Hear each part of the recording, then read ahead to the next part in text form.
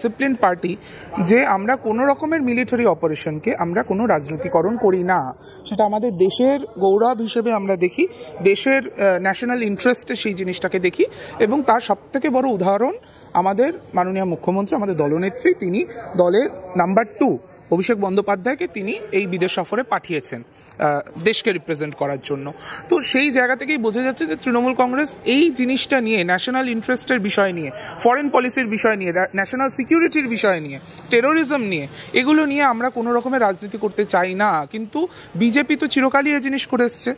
আমি সেদিন একটা ছবি দেখছিলাম, যখন মুম্বাইতে অ্যাটাক হয়েছিল, 26/11 যে অ্যাটাক হয়েছিল মুম্বাইতে, যেদিন হয়েছিল 27 তারিখ পেপারে অ্যাড বের করেছিল বিজেপি বলছিল যে weak government at center, vote for BJP.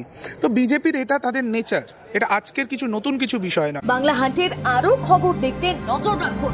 Bangla খবর মানেই বাংলা হান্ট।